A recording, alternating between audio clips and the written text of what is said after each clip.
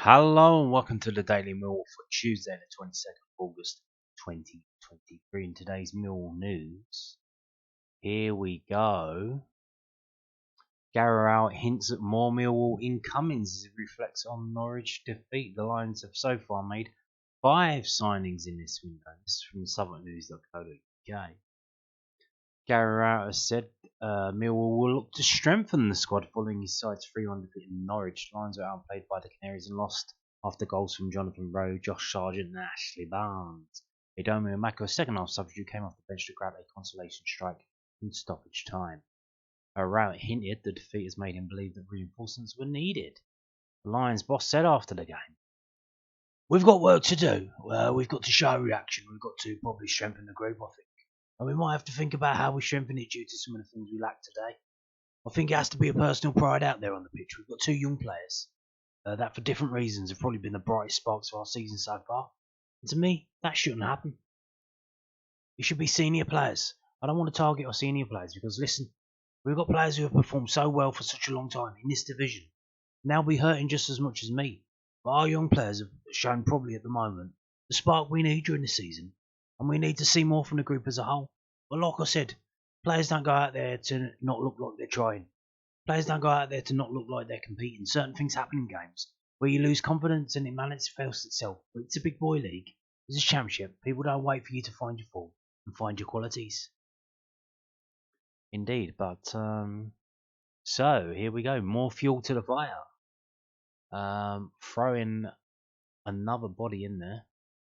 And hoping that they will turn it around. Bold strategy. Let's waste more money. Now,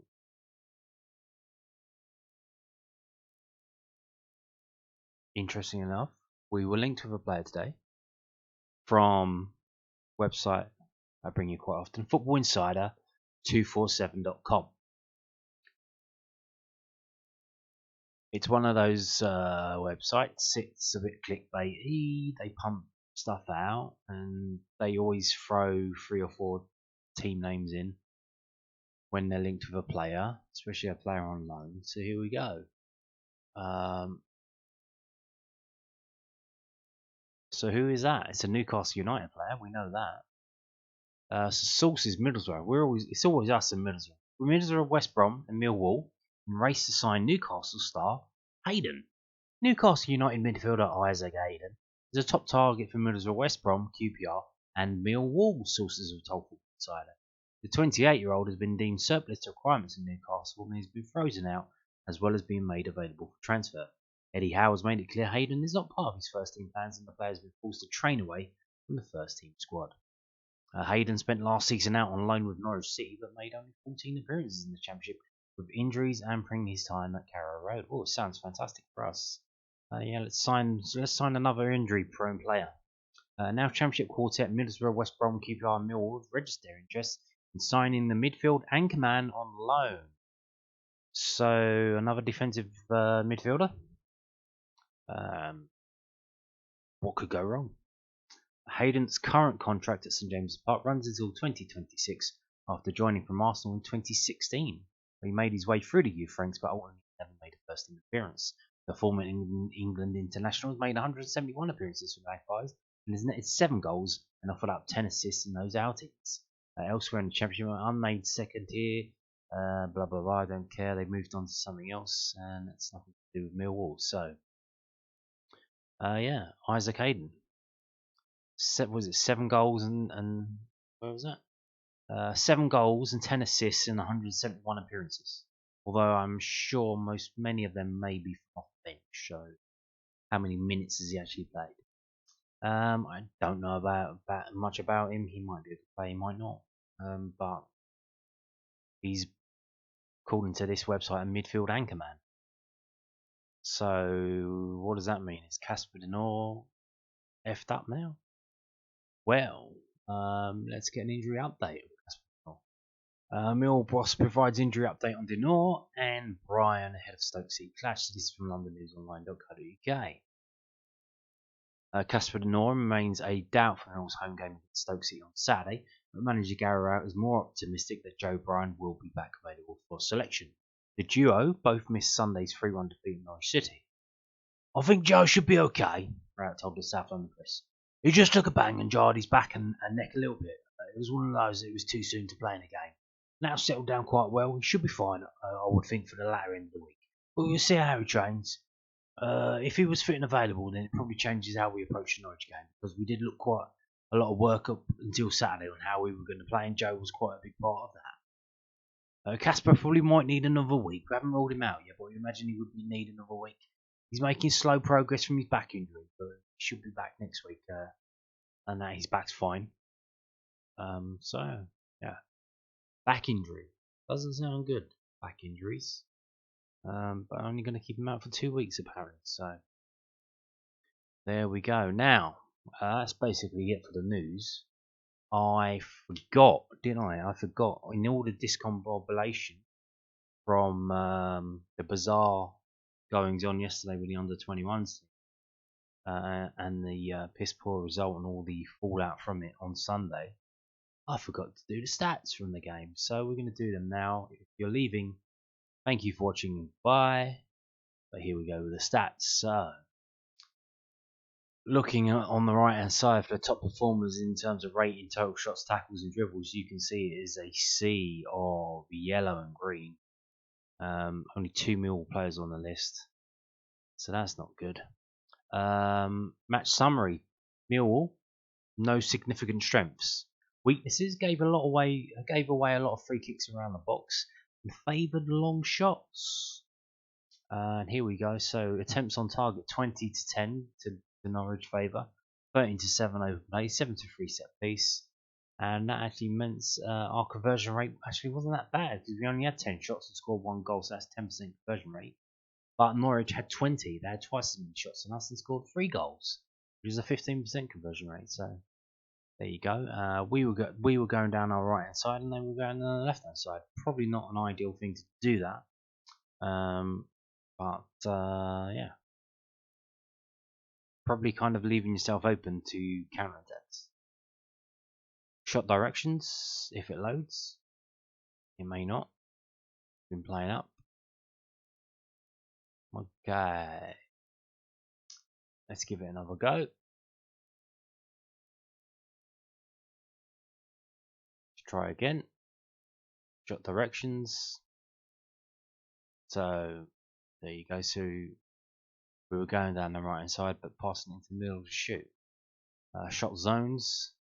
It's a long shot. 60% of our shots were outside the box, and so we had 10 shots. So 6 were outside, 4 were inside the box. None in the 6-yard box. Action zones. Mostly in the middle of the pitch. Player positions. Here we go.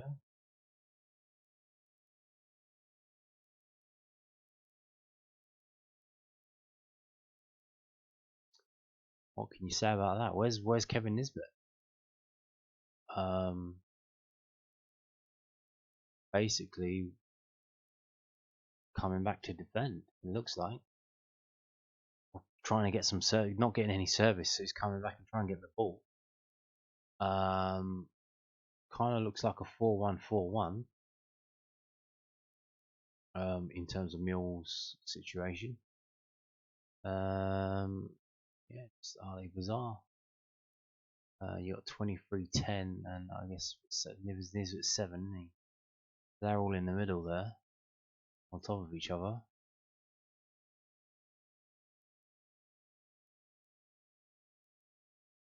Yep. Yep. That's not good. That's not good. Yeah.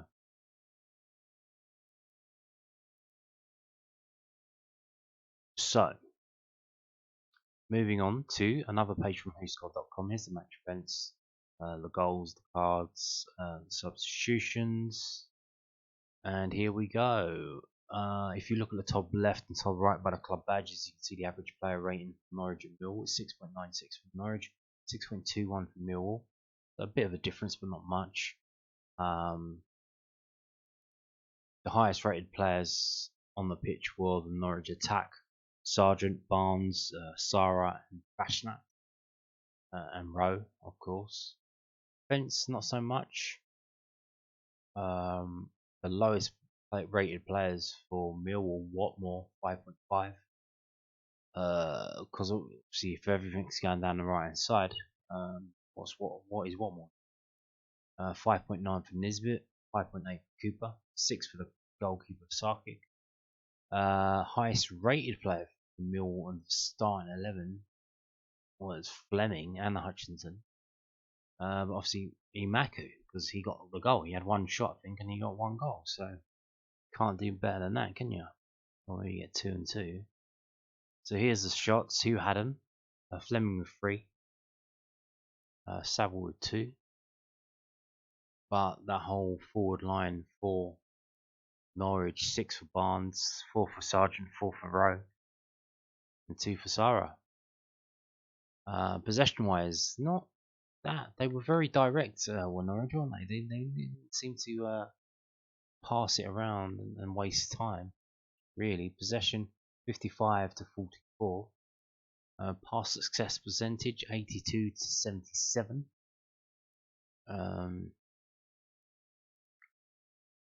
Okay. Dribbles 15 to 3.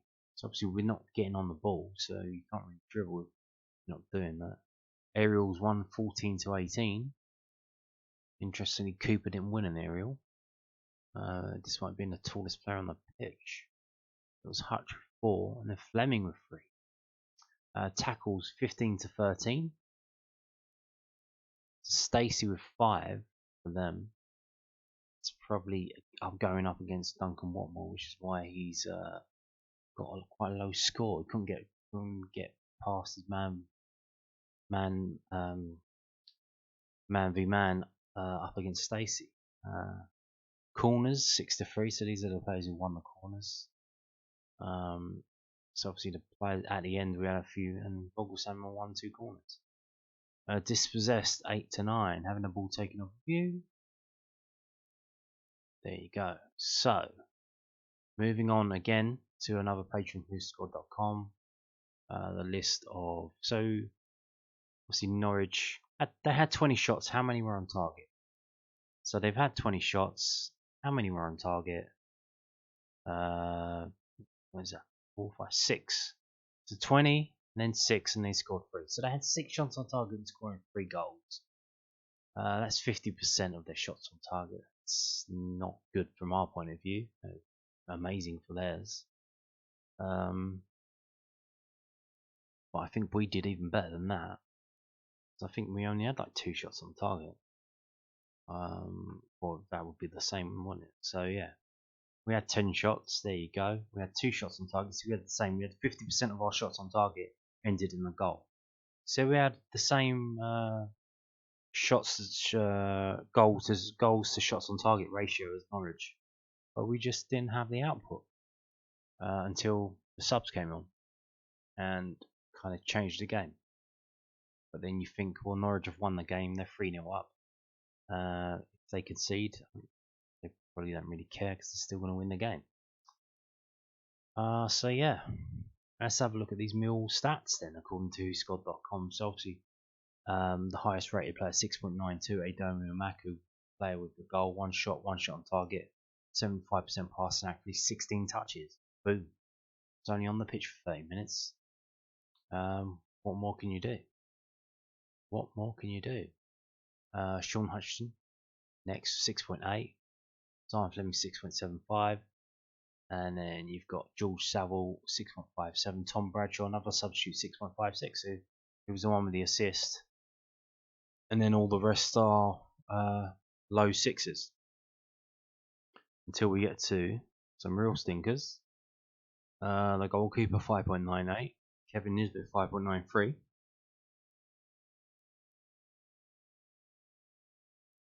Danny McNamara 5.84, Jake Cooper 5.75, and Duncan Watmore 5.51. That's not good. That's not good at all. So yeah, offensive. If this loads, yeah, it's not going to load. 1 second.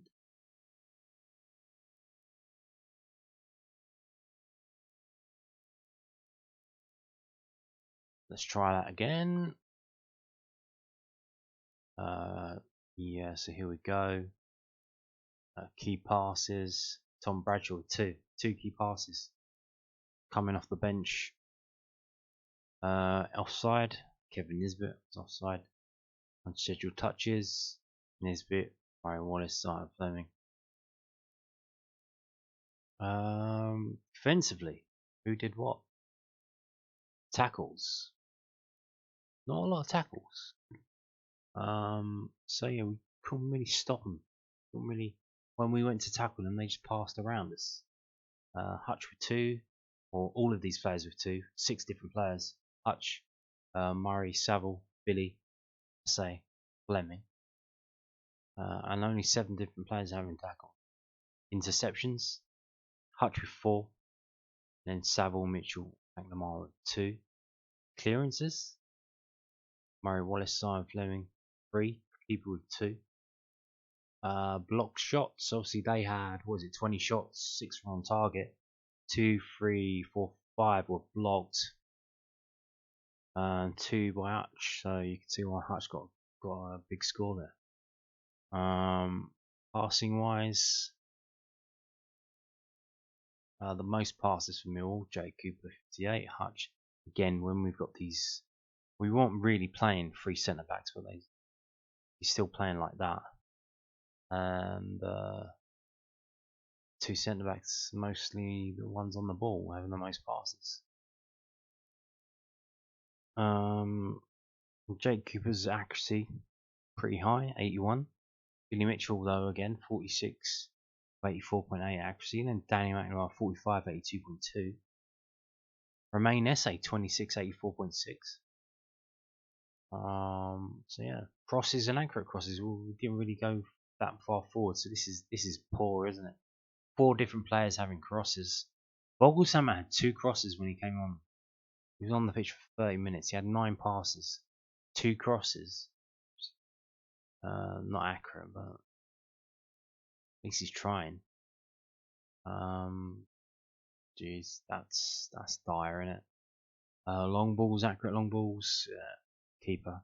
He's passing accuracy is 22.2. He's not, obviously he's booting it up to Nisbet.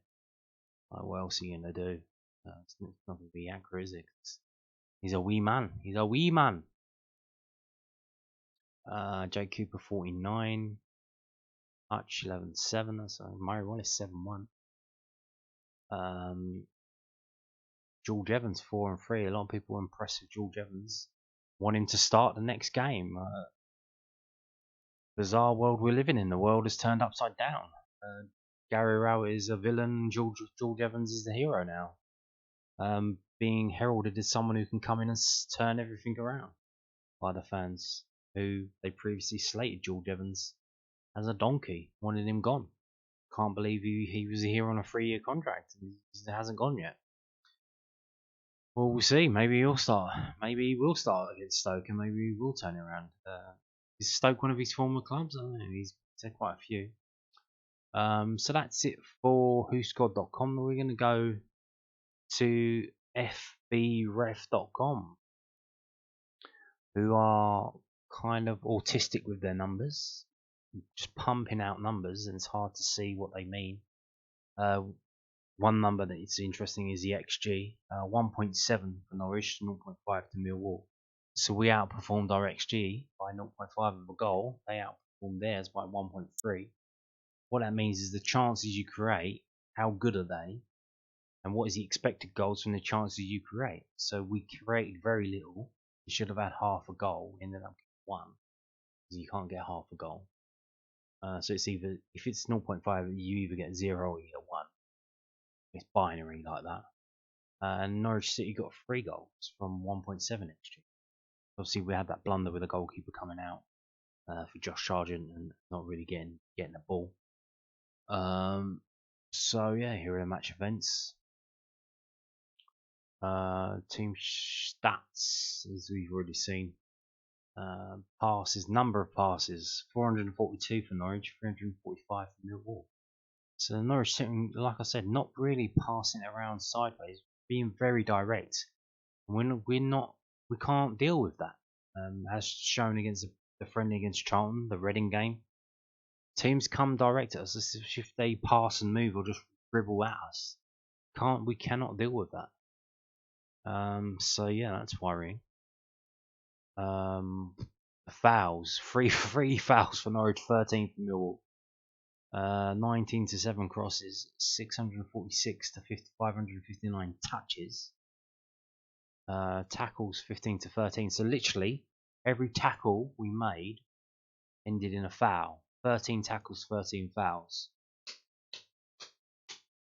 Brilliant stuff.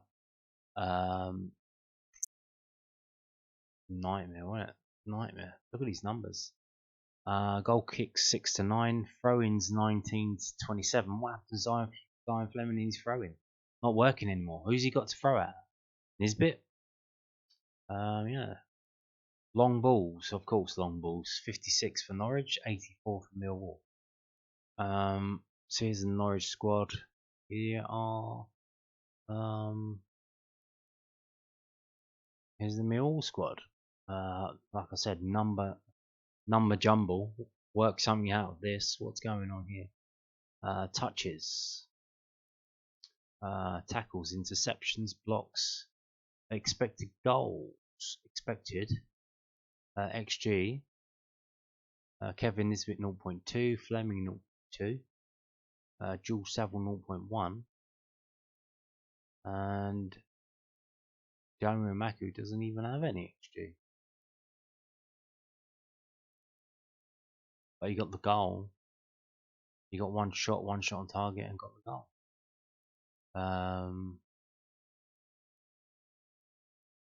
So you can see this is shot creating actions, because we had 10 shots, and these are the players who created the actions to get the shots.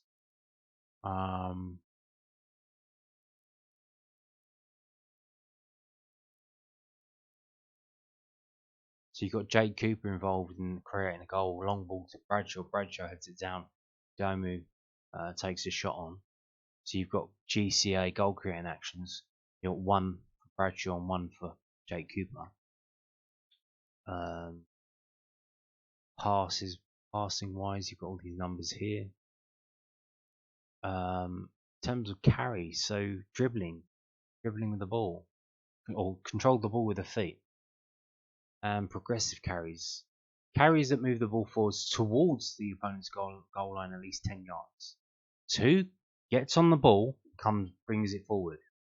Barely anyone. Fleming, 20 carries, 2 of them were forward. And then you've got, 1, 2, 3, 4, 5, 6 different players with one progressive carry. It's not a lot going on, is there? You can see there's nothing going on. Whereas if we go back up and look at Norwich, so it adds it up at the bottom. Carries and progressive carries 4, 4, 2, 20, 3, 3, 5, and 8. So there you go. If we go back up and look at, you can scroll through these as well as passing, short, medium, and long. So medium passes from this website. They're going into even more detail here. So yeah, if you want to look at this, it's fbref.com. Go to Millwall, go to scores and fixtures, and have a look and see. So, like a pass, the player made a lot of passes, but were they short passes, or were they like a bit longer? Because if their accuracy is high, or if they're only doing short passes, of course it's going to be high. And you can see Danny McNamara, 25 short passes attempted, 21 completed. In terms of medium, 23 attempted, 21 completed, so that's good. And then when we get to the long balls, that drags him down a bit, 7 and 3.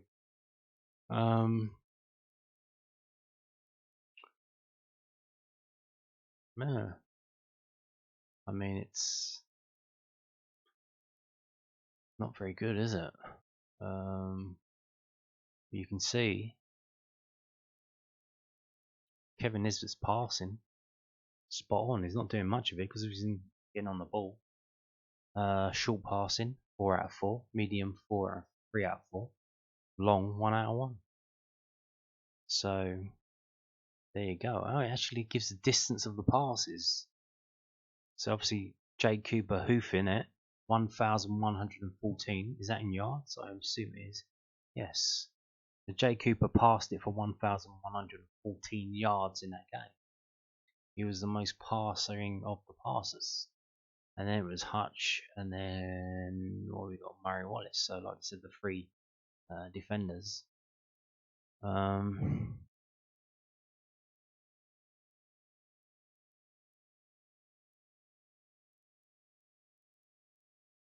There's a lot to chew over there. So in terms of progressive distance, total distance in yards that completing passes traveled towards the opponent's goal. Passes away from the opponent's goal are counted as 0, not minus. So in terms of who's passing the ball forward the most, again it's the defenders. But obviously it's not shown as a percentage of the total. So if he's got 1,000 yards passing, he's obviously going to have a lot of passing forward. That's Jake Cooper, 570. So nearly half of his passes were progressive. The worst one, and you see why he's getting a bit of stick. He gets a bit of stick. Billy Mitchell, 715. Only 176 of those were progressive. Like, you need to set up forward motions. You need to set up attacks. Forward play, progression, as it said. 715 yards of passing, and only 176 of them are attacking. Yeah, you can see why people not big fans of Billy Mitchell. Just in that one game. Whereas you got someone like Romain Esse, 293 yards passing, 111 progressive. Though he was playing further forward. Remember that. I guess you can only there's a limit to how progressive you can be depending on where your position is on the pitch. Passing types. We're not going to go through all this, but you can see it. Defensive actions. So you've got all this here. You can get a real deep dive into what each player did in that game and whether they deserve a slating or not. So yeah, touches and where the touches were made. Touches in the defensive penalty area, touches in the defensive third, the middle third, the attacking third, the attacking penalty area. So we had 11 touches. If you look at the bottom in the yellow, 11 touches in the attacking penalty area. Let's go up and see what Norwich had. So where's that? Pass, is it that one? No. That one, no. That one. They had 26 touches in our penalty area and we had 11.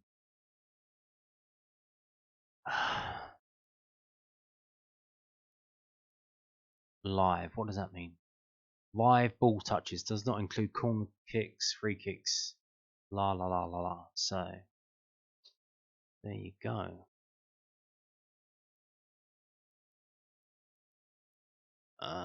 Like I said, there's a lot to chew on there.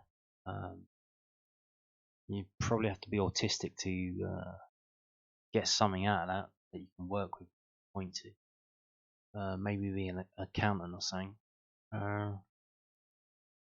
So we've got the touches. This is a possession tab, so we've got the touches, we've got the take-ons, which is basically what? Dribbling, I guess. Trying to dribble. Obviously, we had 9 of them in the whole game and only 3 were successful. Carries, basically controlling the ball, carrying distance, progressive distance, like total distance in yards. A player moved the ball while controlling it with their feet towards the opponent's goal. You got Billy Mitchell 66, Danny Maringar 67. That's half of 132. But when you've got Wes Harding 11 yards off of 21 yards total carrying, and he only carried it twice, so he's going forward with the ball, not fucking around. So yeah, George Evans, 17 off of 35. Doma Umaku carries 12. Progressive distance in yards 12. Total distance 60. So bringing the ball forward, but obviously Norwich, I think, were defending a bit more than on the attack. So let's go on to the goalkeeper now. Let's have a look at him. What's he about? Being a bit weird in this game. Shots on target against 5, goals against 3, saves 2. Well, that's not good, is it? Save 40%. He's post shot expected goals 2.2. So that's the opposition. Based on where they were on the pitch after they shot, they should have had 2 goals. They ended up with 3. So obviously, I think the one where he come and missed it was the one that added to the extra goal. That was a bit of an easy giveaway, wasn't it? Launched balls, 16, only 3 completed. Should we do stupid little short goal kicks like everyone else is doing, and then get them to pass it to Cooper or Hutch and get them to bomb it forward? So we do the long balls, we just don't get the goalkeeper to do it. I don't know, is it worth doing that? His completion is 18.8. That's not good at all, but obviously you got 1 up front, Nisbet, and he's barely up front. He's more like just in the opposition's half. Passes, attempts, through balls, launched it. It's a throw, no throws. So he did 2 throws. He had 11 passes, not including goal kicks, and his average length was 48.4 yards. His goal kicks, average length 61 yards. He launched 88.9 of them. Crosses that he had to deal with. Here, that includes obviously that goal that he gave away. Opponents attempted crosses into the penalty area, 17. How many of them did he stop? Only 2. So he didn't come for it. The one that he did come for, he messed it up. But 17 crosses from the opponent, and only 2 were stopped by the goalkeeper. Outside penalty area defensive actions 2, and his average distance from the goal line was 17.4 yards. So yeah, there you go. Here's the list of shots. This is the whole, both teams here. You can see. So the XG of Rowe was 0.6, but after he shot it, I don't know what that means actually. Does it say there? So it's based on how likely the goalkeeper is to save it. So that's 0.2. That was a weird one. It was like everyone was in slow motion. They were like half a second off. McNamara lunged in half a second too late. Hutch lunged in half a second too late. Cooper was half a second too late, and the goalkeeper was half a second too late diving. Everyone just seemed like a little bit too slow, which was really weird to watch. You can see here, Zion Fleming 0.02 expected goals, but from after he shot it, he went up to 0.31.